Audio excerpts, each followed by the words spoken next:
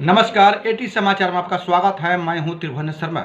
Smart city के तहत शहर में जगह जगह बनाए गए पॉइंट्स पर नहीं है पर्याप्त साइकिलें।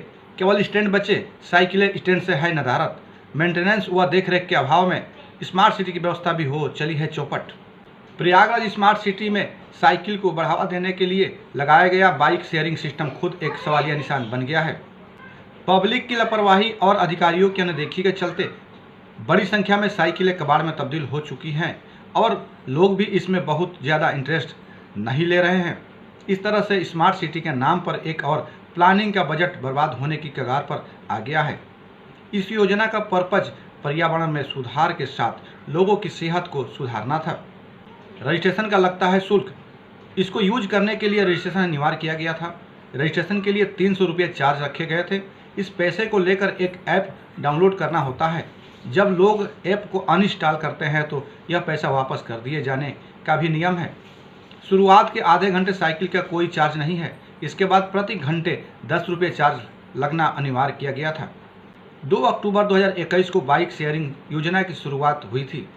5 साल के लिए एजेंसी को यह प्रोजेक्ट दिया गया था, लेकिन पब्लिक की उदासीनता और रख रखाव में कमी के चलते हालात अच्छे नहीं कहे जा सकते। शहर में कई जगह बाइक शेयरिंग पॉइंट्स पर लोगों ने अतिक्रमण कर लिया है। खुद स्मार्ट सिटी मिशन के अधिकारी मानते हैं कि भविष्य में हालात बेहतर नहीं रहे तो एजेंसी के भुगतान पर विचार किया जा सकता है। अन्य खबरों के लिए बने रहे मेरे साथ, देखते रहिए समाचार। नमस्कार। देखिए, मैं कहना चाहता हूं, स्मार्ट सिटी के नाम पर जिस तरीके से ये गोरख धंधा ये सरकार चला रही है, प्रयागराज में जिस तरीके से कई साइकिल स्टैंड बनाए गए जहां पे साइकिलों को रखा गया और वहां पे ठेके उठाए गए, मगर अब ये स्थिति है कि वहां पर साइकिलें नहीं है।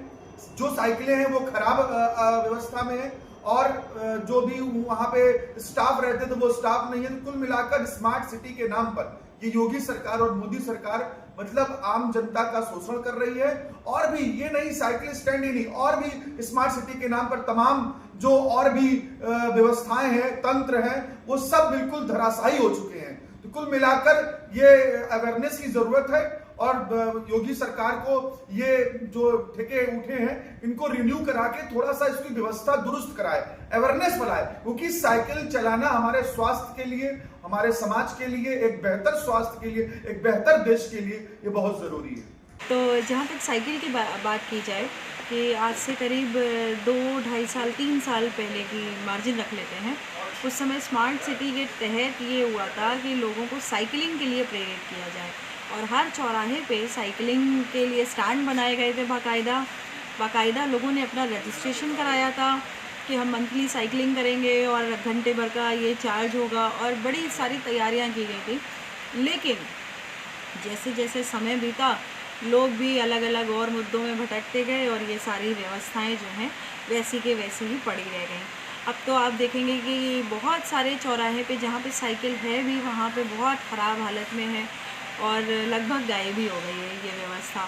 तो ऐसे समय में उन लोगों से बात करना ज़रूरी है जिन्होंने अपना रजिस्ट्रेशन कराया था और आज के समय में वो उनका रजिस्ट्रेशन जो कार्ड है वो 0 वैलिडिटी पे पड़ा हुआ है और वो लोग कहीं ना कहीं अपने आप को बड़ा ठगा महसूस कर रहे हैं। तो मुझे लगता है कि आप जो भी योजनाएं चलाएं उसको सुचारू रूप से चलाने की व्यवस्था पहले करनी चाहिए, ना कि योजनाएं बनाते जाएं और उसको लागू करते जाएं।